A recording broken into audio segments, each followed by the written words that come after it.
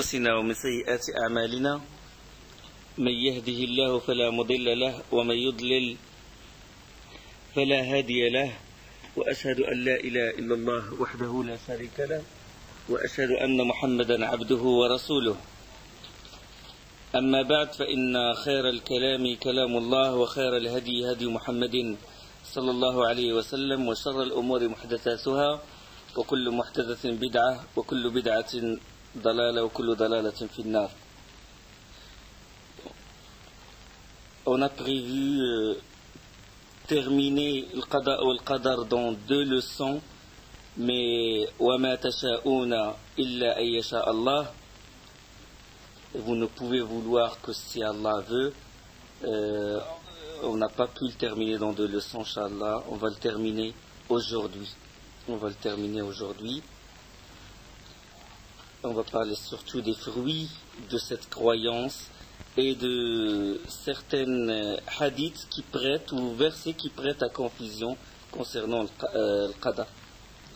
Et je vais répéter, je vais un peu brièvement parler des sectes, des groupes qui ont dévié dans la compréhension du destin.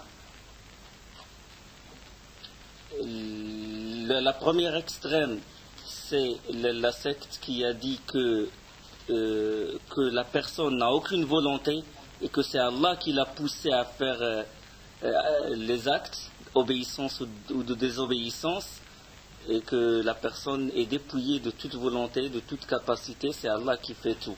Et c'est la secte des Jabrites, les Jabriya, qui sont inspirés de l'Qadariya al-Mushrikiyya et la Qadariya al-Iblisiyya.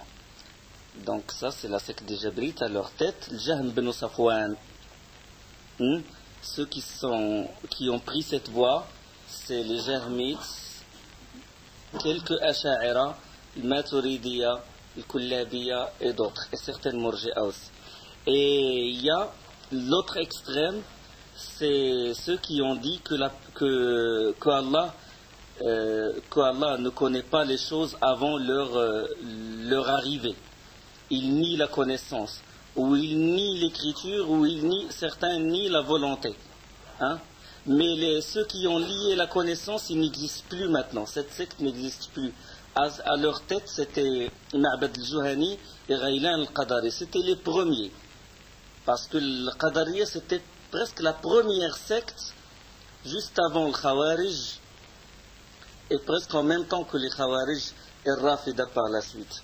Les chiites par la suite. Donc les premiers ont nié qu'Allah connaît les choses avant leur déroulement. Ils ont nié qu'Allah il connaît, et qu'Allah, le fait qu'Allah connaît, sait que la personne va lui obéir ou va lui désobéir. Il ne connaît pas les gens de l'enfer, il ne connaît pas les gens du paradis, il ne connaît pas les choses avant leur advenue, avant leur déroulement. Et cela, selon l'imam Ahmed, Shafi'i, l'imam Malik, ce sont des kuffars, kafir, ce sont des mécréants. Ils sortent de la religion de l'islam. La personne qui nie qu'Allah il connaît, ça veut dire qu'il attribue l'ignorance à Allah subhanahu wa ta'ala. Mais les Mu'tazila, c'est les Mu'tazila qui ont propagé, qui ont répandu cette croyance de Qadariya, le fait qu'Allah il a voulu, qu'Allah ne veut pas le mal et qu'Allah n'a pas créé les actes de ses créatures. Ce sont les Mu'tazila qui ont répandu ce genre de croyance. Ils croient qu'Allah connaît toutes choses, mais concernant la volonté et la création de l'acte, c'est là où ils dévient de la voie droite des gens de la Sunna. Et ils sont tombés dans des ambiguïtés. On a donné des exemples, des anecdotes de ce qui s'est passé avec eux, avec ces gens-là qui nient qu'Allah veut le mal. Ils disent qu'Allah n'a pas voulu que ces créatures commettent les péchés. Mais nous, les gens de la Sunna, on croit qu'Allah il a voulu que ces créatures commettent les péchés par sa volonté universelle. Mais il ne l'aime pas, il ne l'agrée pas, il ne l'a pas ordonné par l'intermédiaire de ses prophètes. Et je vais répéter l'histoire qui s'est passée concernant la personne à qui on a volé la chamelle. Et il cherchait un homme vertueux pour invoquer Allah subhanahu wa ta'ala pour qu'on lui ramène sa chamelle. Et on lui désigna Amr ibn Ubayd, l'un des têtes du Mu'tazilites, parce qu'Amr ibn Ubayd et Wasil ibn Ata, sont les têtes de la secte des Mu'tazila qui ont vécu avec les tabi'in. Ils ont vécu avec les compagnons, avec Hassan al-Basri, puisqu'ils se sont isolés du cercle de Hassan al-Basri, et le terme isolé veut dire atizal. Et il les a appelés, Hassan al-Basri et d'autres, les Mu'tazila.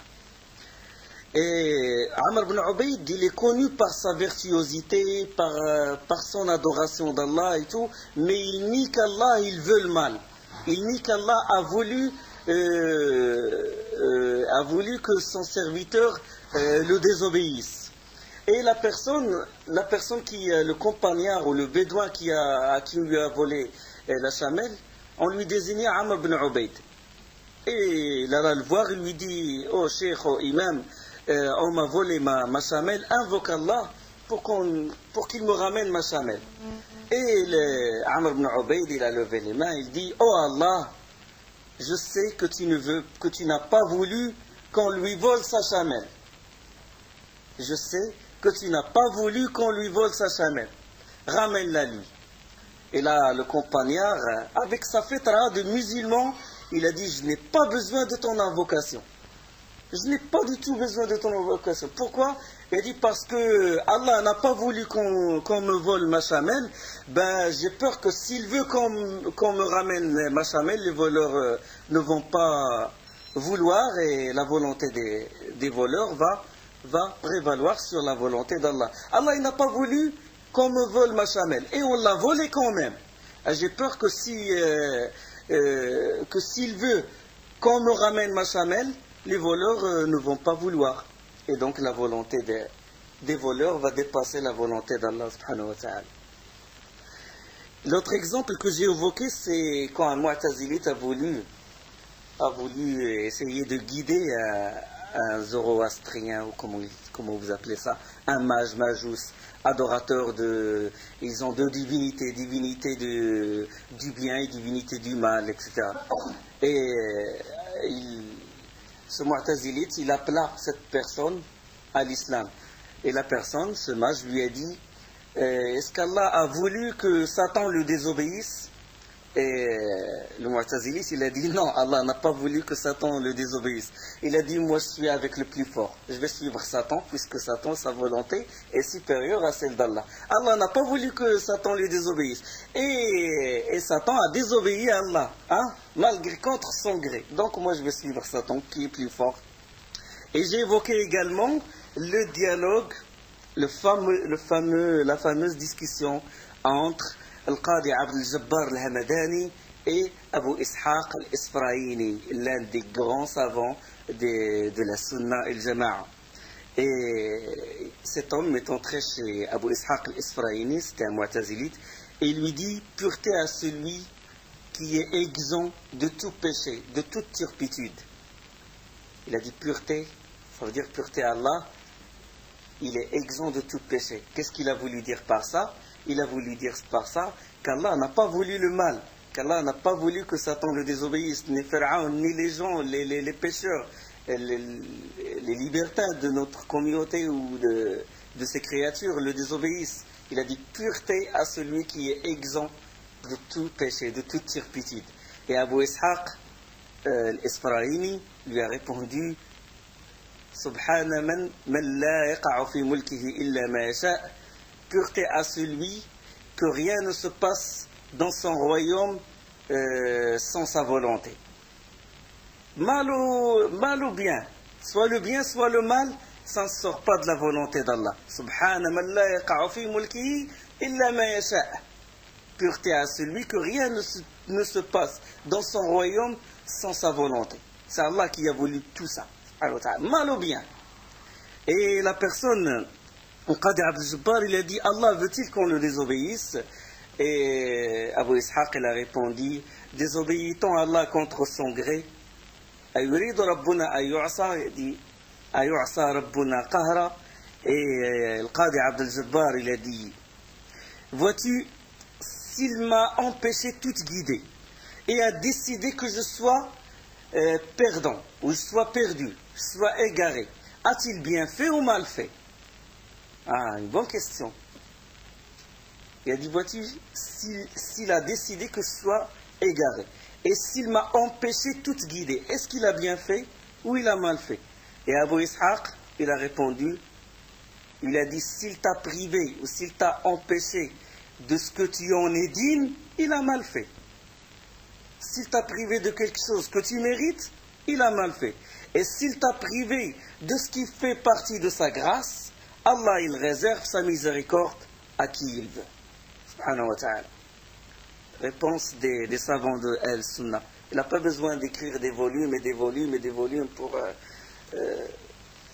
pour casser l'ambiguïté des innovateurs. Cette histoire, il se trouve à la marge de l'explication du dogme Tahawi de Abu al-Izz al-Hanafi, rahimahullah, page 251. Donc les gens de la Sunna sont aux justes mesures entre les Jabriya et les Qadariya, entre les Jabriya et les Mu'tazila et les Qadariya. Donc ils disent qu'Allah subhanahu wa ta'ala, tout ce qui se passe sur terre, il l'a voulu, il l'a su, il l'a écrit, il l'a voulu et il l'a créé. Et l'être humain, il a une volonté, il a un libre choix. Et sa volonté ne sort pas de la volonté d'Allah subhanahu wa ta'ala. Et qu'ils font la distinction entre la volonté ontologique, universelle, et la volonté religieuse qui est compatible à l'amour et à l'agrément. Maintenant, je vais évoquer certains versets, il y a certains textes coraniques ou de la sunna qui prêtent confusion pour certains. À savoir le verset suivant. يَمْحُ اللَّهُ مَا يَشَاءُ وَيُثْبِتُ وَعِنْدَهُ أُمُّ الْكِتَابِ. Le verset dans Surat Ar-Ra'd où Allah subhanahu wa ta'ala dit Allah efface ou confirme ce qu'il veut et l'écriture primordiale est auprès de lui. Surat 13, verset 39. Donc si Allah a tout écrit et que l'encre est sèche et que la plume est levée, comment Allah subhanahu wa ta'ala dit dans ce verset qu'il efface et il confirme? Et on sait que la table gardée, elle n'est pas sujet à l'effacement, et tout ce qui est écrit dans la table gardée, il est immuable. D'accord? Donc pourquoi ce verset-là? Allah efface ou confirme. De même le hadith, où le prophète sallallahu alayhi wa sallam, hadith rapporté par les shaykhan, le Bukhari ou Muslim, où le prophète sallallahu alayhi wa sallam, il dit, celui qui aimerait bien qu'on élargisse sa subsistance et qu'on retarde l'échéance de sa mort, qu'il garde le contact et se montre bon avec ses proches. Donc si c'est celui qui aimerait bien qu'on élargisse sa subsistance, alors que sa subsistance a été déjà décidée. Voilà combien il va gagner, voilà combien il va manger, voilà comment sa subsistance en totalité a été déjà écrite dans la table gardée. Et son échéance, son terme est déjà marqué, qu'il va mourir à l'âge de 70 ans, 80 ou 30 ans, c'est déjà marqué. Alors pourquoi ce hadith, il dit celui qui aimerait bien qu'on élargisse sa subsistance et qu'on retarde l'échéance de sa mort? La réponse, c'est qu'il faut faire la différence entre ce qu'on appelle le qadar al-mutlaq, le qadar, le destin absolu, exclusif, ce qui est écrit dans la table gardée, et ça, personne ne le touche. Celui-là ne change pas.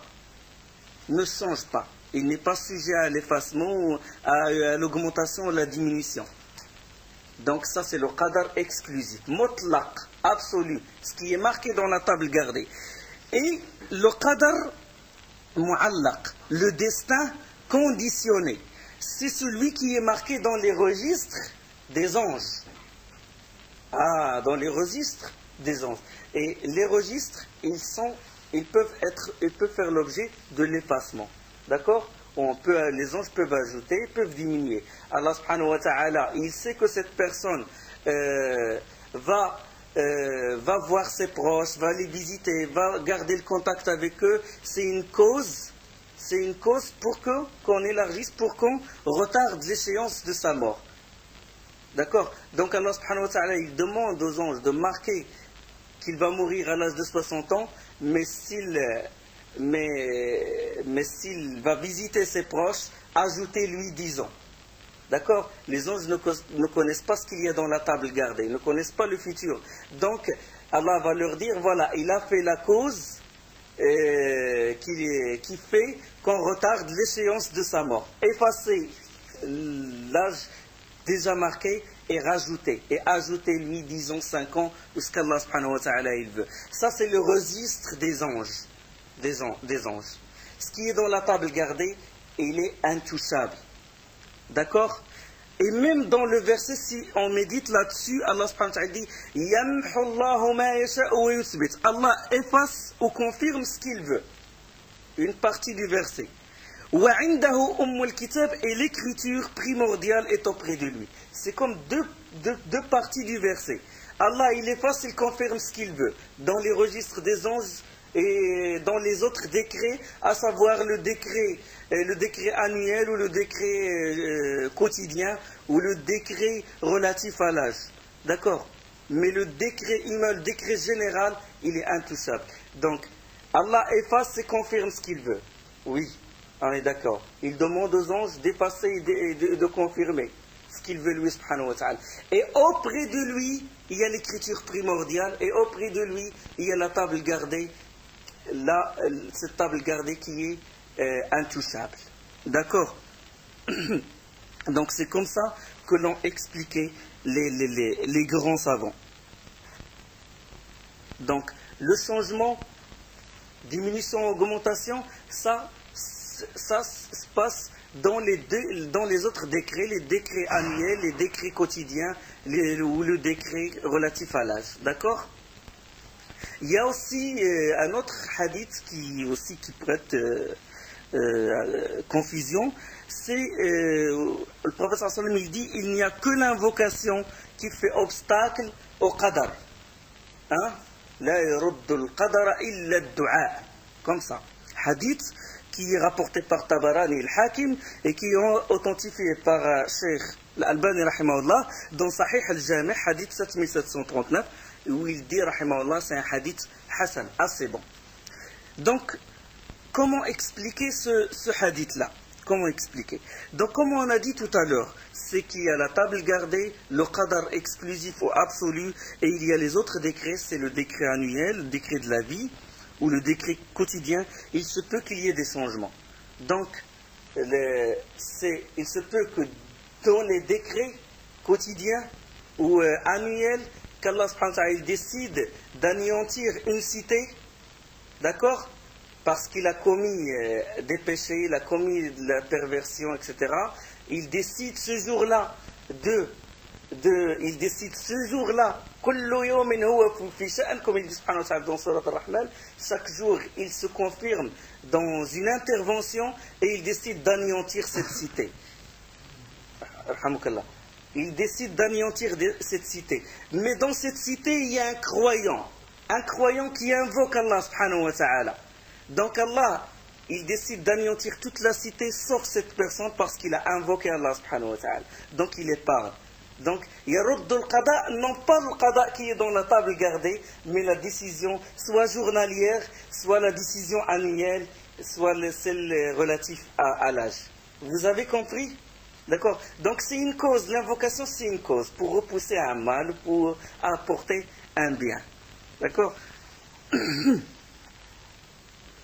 Bien sûr, Allah subhanahu wa ta'ala n'a pas besoin de nous châtier ni quoi que ce soit pour... comme il dit subhanahu wa ta'ala, vous n'arrivez jamais à me nuire ou à m'être utile si vous cherchez à les faire, ô mes serviteurs. Si les hommes et les djinns du premier au dernier étaient aussi pieux que l'est celui au cœur le plus pieux d'entre vous, cela n'ajouterait rien à mon royaume. Hein? Et si tout le monde a le cœur le plus pervers, cela ne diminuerait rien au royaume d'Allah subhanahu wa ta'ala. Ma yaf'alu Allahu bi'adabikum in sakartum wa amantum. Qu'aurait à faire Allah de vous châtier si vous êtes reconnaissant et si vous lui vouez croyance, in amantum, ما يفعل الله بعذابكم إن شكرتم وآمنتم, si vous lui vouez croyance et reconnaissance, comme il dit subhanahu wa ta'ala dans Surat An-Nisa, Surat 4, le verset 147.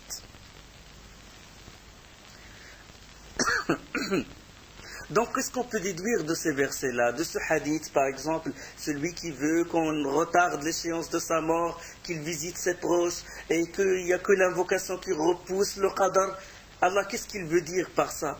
Subhanahu wa ta'ala, lui, la sagesse la plus parfaite, nous pousser à l'invoquer, nous pousser à visiter nos proches, d'accord? C'est ça ce qu'il a voulu, subhanahu wa ta'ala.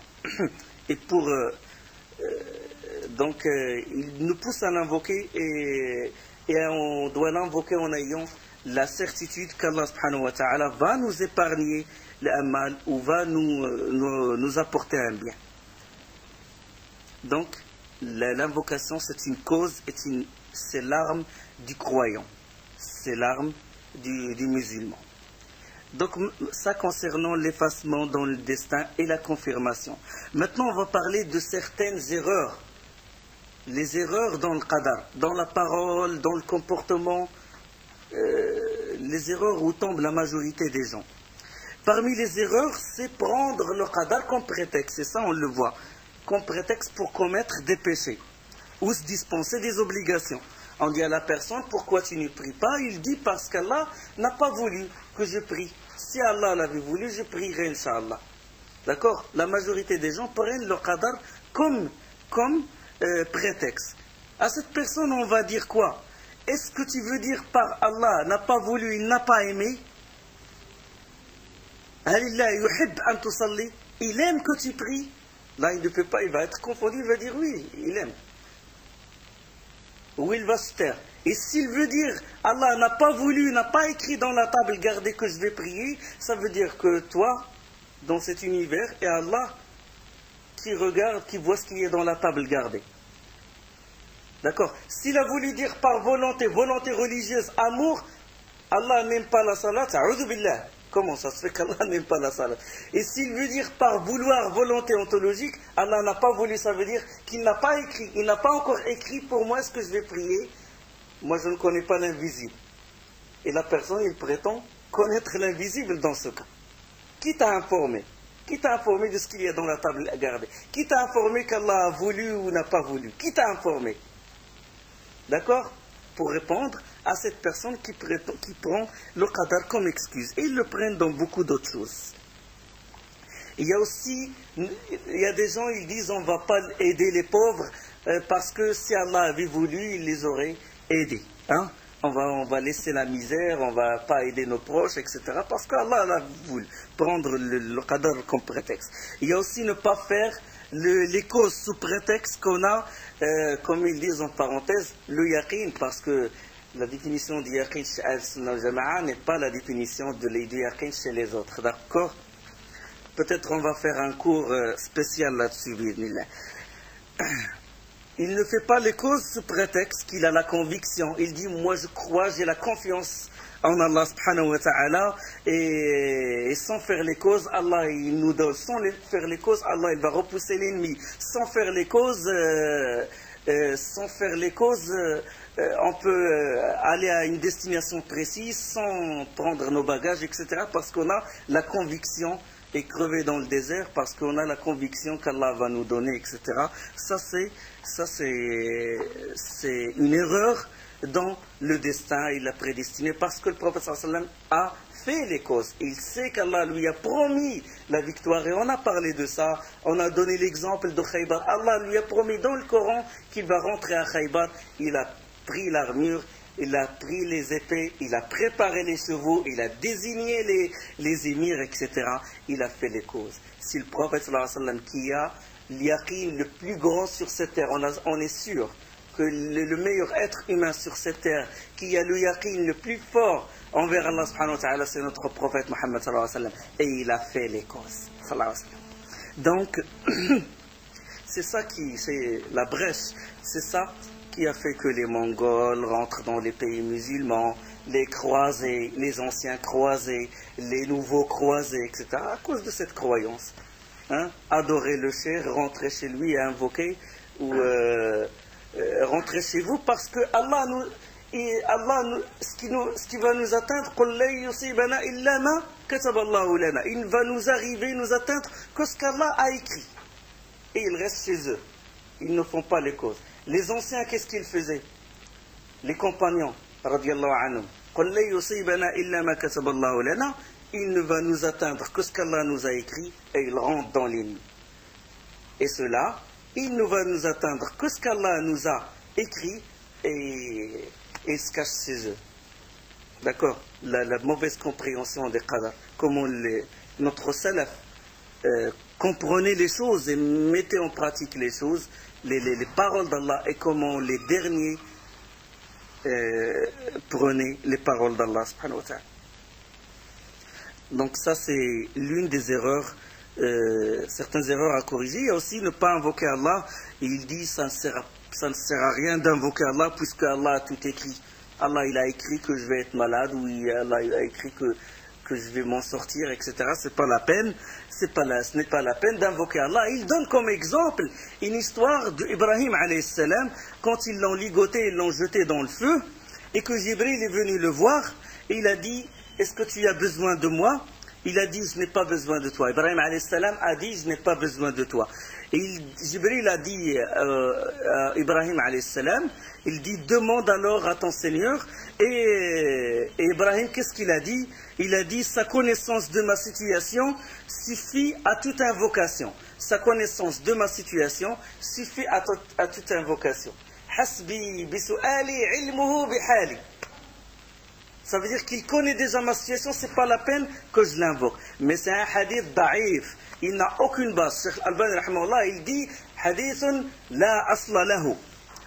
Et même Cheikh l'Islam bin Taymiyyah rahimahullah, dans Majmu'at al-Fatawa, le volume 8, c'est page 539, et vous allez trouver ça dans ce sujet hadith da'ifa. Donc c'est un hadith qui n'a aucun fondement, hadith da'if. Et on ne peut pas l'attribuer cette parole. On ne peut pas attribuer cette parole à Ibrahim alayhi salam. Hein?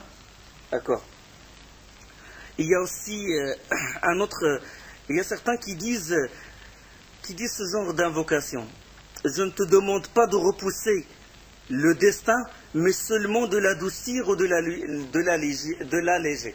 La as'aluka dua yaqulu la as'aluka radd al-qada walakin as'aluka al-lutfa fihi. C'est un hadith qui ne doit pas être dit. D'accord? Parce que ce qui est décidé par Allah subhanahu wa ta'ala, il est inéluctable. Il y a aussi ne pas dire le destin a voulu, sha'at al-aqdar. Le destin a voulu, la volonté d'Allah est intervenue. On dit c'est Allah qui a voulu. Et on n'attribue pas l'intervention à la volonté d'Allah. Allah a voulu ça. Ce n'est pas le destin qui a voulu ça. D'accord? C'est Allah qui a voulu. Et dire aussi, Allah et telle personne ont voulu. Sha'Allahu wa sha'a fulan.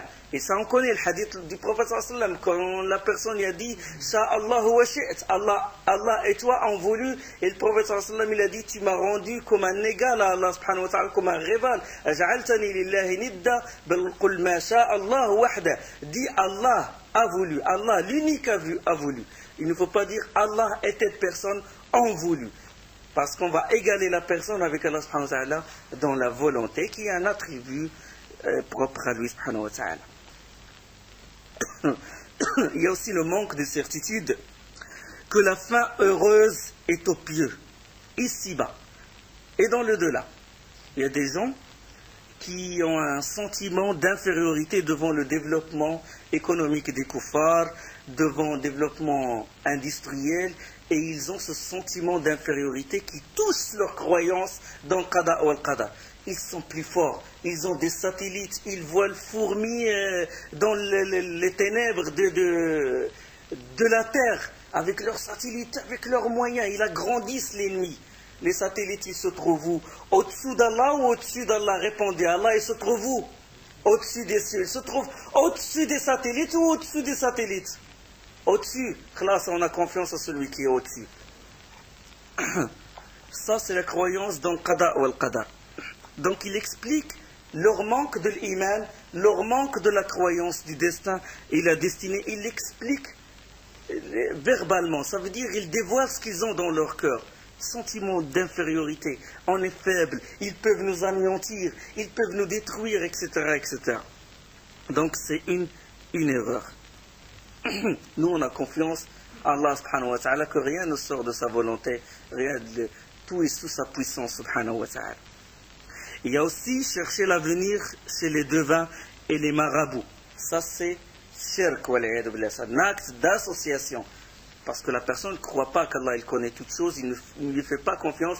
Donc, à la moindre maladie, au moindre problème, il se sépare de sa femme, ou il arrive le moindre problème. Au début, il croit au qadar, au destin et la prédestinée. Et après, au moindre problème, la mise à l'épreuve, est-ce qu'il croit vraiment, il va courir chez les devins, il va chercher d'autres causes qu'Allah n'a pas légiféré. Il y a aussi dire à quelqu'un, toi, Allah ne te pardonnera jamais. Et ça, il y a un hadith là-dessus, rapporté par Muslim selon Jundub, qu'un homme, il a dit à un tel homme, il a vu qu'il est dans les péchés, qu'il insiste dans les péchés, il persiste dans les péchés, il a dit Allah, toi Allah ne va pas te pardonner, et Allah subhanahu wa ta'ala a dit, qui est celui qui jure que je ne vais pas pardonner à telle personne? Je lui ai pardonné et j'ai rendu les œuvres de cette personne vaines, de la personne qui a prétendu ça. Donc il ne faut pas dire qu'Allah dira à quelqu'un, oh celui-là et Allah ne lui pardonnera jamais, oh celui-là ne va jamais être guidé, oh celui-là ne va pas être, celui-là c'est une pierre. Il ne faut pas dire ça, non. D'accord? Donc ça c'est des erreurs. Il y a aussi s'opposer au destin par le refus. De dire que quand quelqu'un est atteint par un mal, il dit, oh je ne mérite pas. Oh, pourquoi tu m'as touché, moi, tu n'as pas touché telle personne, ou, etc. S'opposer au destin, au qadar Allah subhanahu wa ta'ala.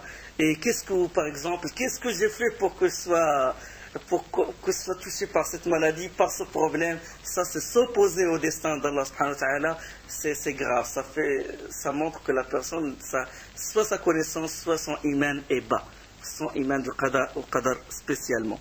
De répéter souvent, si jamais j'avais fait ça, j'aurais ça. Et comme a dit le prophète sallallahu alayhi wa sallam, quand il a conseillé à Abdullah ibn Abbas, il dit ihras ala ma yanfa'uk wasta'in billahi wa la ta'jaz. Insiste, cherche avec insistance ce qui t'est bénéfique. Cours toujours derrière ce qui t'est bénéfique ici-bas. Profite de l'occasion. Ce qui t'est bénéfique. Wasta'in billah, demande l'aide à Allah subhanahu wa ta'ala. Et ne tombe pas dans la paresse, dans la fainéantise. Ne dis pas wala ta'jaz. Et s'il t'arrive quelque chose, ne dis pas si j'avais fait ça, j'aurais eu ça. Parce que le terme si ouvre la porte à l'intervention de shaitan. فَإِنَّ لَوْ تَفْتَحُ عَمَلَ الشَّيْطَانِ. Comme a dit le prophète sallallahu alayhi wa sallam. Si jamais. Et le terme si, il est utilisé dans le Coran par les hypocrites. Dans sourate Uhud.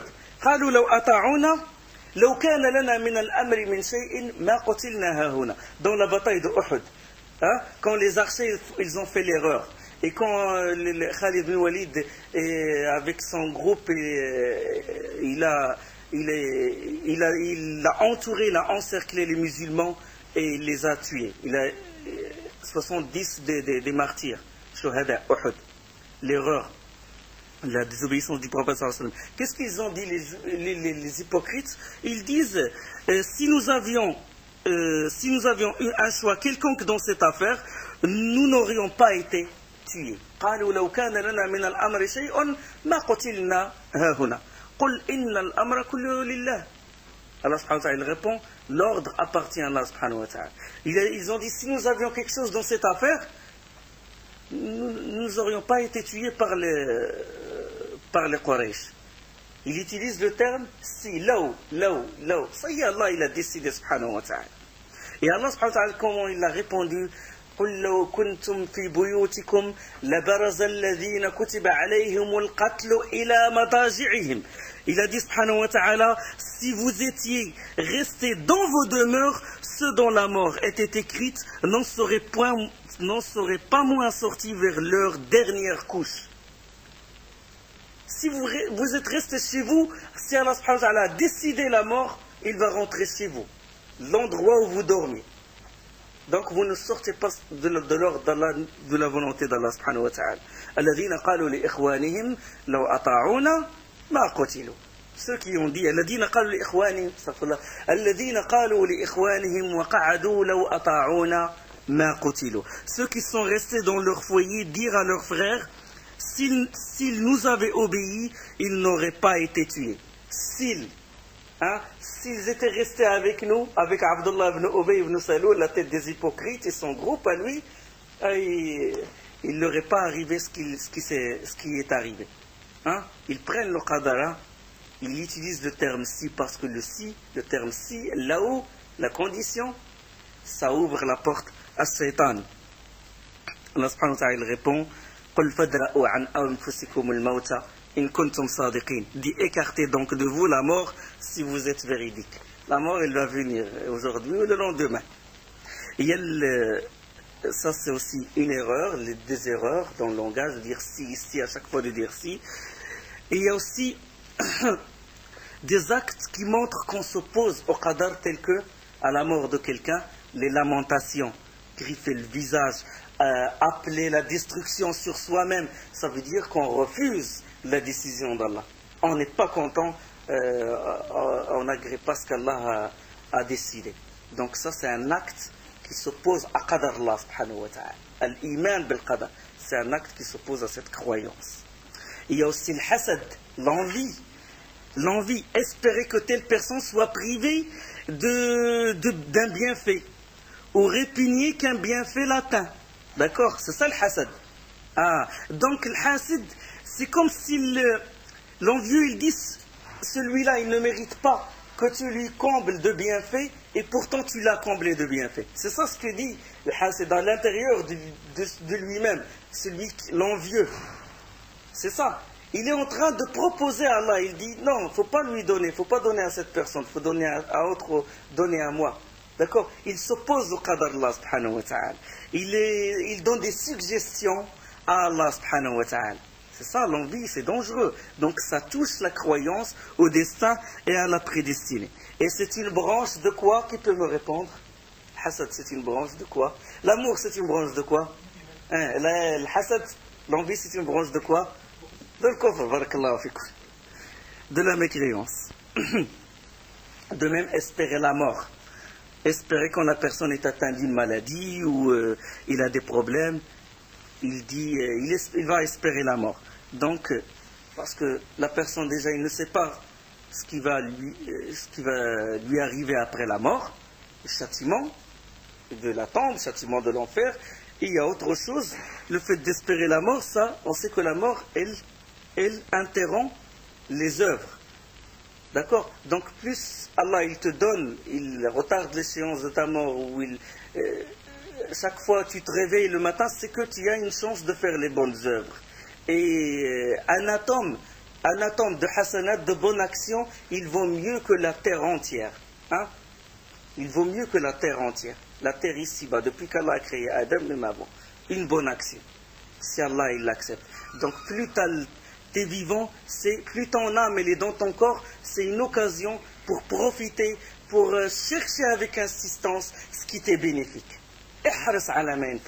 D'accord? Donc la personne ne doit pas espérer la mort. Il y a le suicide, se débarrasser d'un mal, enfin c'est pas se débarrasser, c'est tomber dans un mal plus grand, le fait de se suicider. C'est le mal de cette société, le mal de la société occidentale, puisque il y a le taux de suicide le plus haut. Pour moindre chose, des futilités, ils se suicident. Subhanallah. Ça, c'est dû à la mauvaise croyance ou des erreurs dans qada ou al-qadar. Il y a aussi se mettre en colère à la naissance d'une fille au lieu d'un garçon. Allah il dit subhanahu wa ta'ala dans surat al-Nahl وَإِذَا بُشِّرَ أَحَدُهُمْ بِالْأُنْثَى ظَلَّ وَجْهُهُ مُسْوَدًّا وَهُوَ كَظِيمٌ يَتَوَارَى مِنَ الْقَوْمِ مِنْ سُوءِ مَا بُشِّرَ بِهِ أَيُمْسِكُهُ عَلَى هُونٍ أَمْ يَدُسُّهُ فِي التُّرَابِ أَلَا سَاءَ مَا يَحْكُمُونَ. Allah il dit dans le Saint-Coran, et lorsqu'on énonce à l'un d'eux une fille, son visage s'assombrit et une rage profonde l'envahit. Et la suite du verset, il se cache des gens. à cause du malheur qu'on lui a annoncé? Doit-il la garder malgré la honte ou l'enfouira-t-il dans la terre? Combien est mauvais leur jugement. Comme les gens de la Jahiliya anti-islamique. Ceci est grave. Pourquoi? Pour beaucoup de raisons. Parce qu'il y a beaucoup de choses répréhensibles. Il y a premièrement que la personne, il s'oppose à la décision d'Allah. Premièrement. Deuxièmement, c'est qu'il n'accepte pas un don d'Allah. Et Allah subhanahu wa ta'ala, il l'a appelé hiba. Il l'a appelé don. Yahabu liman yasha'u al-inath wa yahabu liman yasha'u al-dhukur subhanahu wa ta'ala. Il fit don de filles à qui il veut et il fit don de garçons à qui il veut. Donc c'est un don d'Allah. C'est une hiba. Lui, il refuse le cadeau d'Allah subhanahu wa ta'ala. Ça, c'est deuxièmement. Et il y a le mépris, ça sous-entend, même s'il ne le dit pas, mépris de la femme. D'accord? C'est un rabaissement de sa valeur. Et lui imposer quelque chose qu'il ne peut pas, qu'il ne peut supporter. D'accord? Il y a ça aussi qui répond. Il y a manque de raison. Parce que c'est Allah subhanahu wa ta'ala qui décide. C'est Allah qui décide que ce spermatozoïde qui porte le chromosome Y féconde cet ovule. C'est Allah qui décide et c'est Allah qui décide toutes les étapes, l'embryogénèse, etc., jusqu'à la fin. C'est Allah l'unique qui décide, subhanahu wa ta'ala. Il y a aussi le fait de ressembler au comportement des kuffars de la jahiliya, du paganisme anti-islamique. Ces choses, vous allez les trouver dans Tuhfat al-Mawdoud fi Ahkam al-Mawlud d'Ibn al-Qayyim, rahimahullah. Il y a aussi parmi les erreurs, c'est de dire telle personne est-il mort à cause de quelque chose, un accident, ou c'est juste le qada et qadar? Est-ce que cette personne est morte à cause d'un accident, de quelque chose, ou c'est juste le destin? Mais tout ne sort pas de qadar Allah subhanahu wa ta'ala. Accident, pas accident, cause ou sans cause, tout ne sort pas de ce qu'Allah a écrit. D'accord? On dit, cette personne est morte par le qadar Allah à cause d'un accident, crise cardiaque, maladie, etc. D'accord? Donc ça, c'est en gros les erreurs. Là, vous allez toucher l'importance de l'aqidah dans notre société. Quand on corrige les pensées des gens, les croyances, ça donne des fruits. D'accord? Et croyez-moi, si les gens insistaient à l'étudier l'aqidah, à la mettre en pratique, l'ennemi il tremble. Sans matériel, l'ennemi il tremble. Il y a les fruits de cette croyance. Les fruits, bien sûr, il y a beaucoup de fruits, vous devez connaître pas mal. Réalisation de l'adoration d'Allah, tawhid, puisque tu crois qu'Allah est qadir, il est le puissant, et rien ne sort de la volonté d'Allah, etc. Il y a aussi purification du cœur de l'association, purification de ton cœur de shirk, parce que les gens qui se sont égarés, qu'est-ce qu'ils ont dit? Ils ont dit qu'Allah n'a pas voulu le mal. Ils prétendent que l'être humain, c'est lui qui a créé le mal. Donc ils ont associé avec Allah, ils ont dit Allah il est le créateur du bien, et tout le monde, tout pécheur est créateur du mal. Beaucoup de divinités, il y a beaucoup de divinités sur terre. Donc c'est purifier le cœur du shirk, de l'association. Donc croire au qadar est très lié au tawhid. Il est très lié à la seigneurie, il est très lié à l'uluhiyya, au fait d'adorer Allah subhanahu wa ta'ala, tawhid, l'unicité de l'uluhiyya, de l'adoration. Donc c'est très lié. Il y a réalisation de la guidée et l'augmentation de l'iman. Quand on croit au qadar, on réalise le tawhid et l'iman, notre iman, il monte, notre foi, il augmente. Et Allah nous dirige, nous guide vers la voie droite, car Allah subhanahu wa ta'ala, il dit dans Surah 64, le verset 11, Ma asaba min musibatin illa bi'iznillah wa man yu'min billahi yahdi qalbah. Allah il dit subhanahu wa ta'ala, nul malheur n'atteint l'homme que par la permission d'Allah. Qadar. Ça c'est le qadar. Le reste du verset est quiconque croit en Allah, Allah guide son cœur. Donc c'est croire au qadar. Si tu crois au qadar, c'est 4 degrés, pas seulement croyance, pas théorique, seulement dans la tête, mais il faut mettre en pratique ça, il faut avoir confiance en Allah subhanahu wa ta'ala. Allah il guide ton cœur, et la suite, Inch'Allah, après. سبحانك اللهم وبحمدك أشهد أن لا إله إلا أنت أستغفرك وأتوب إليك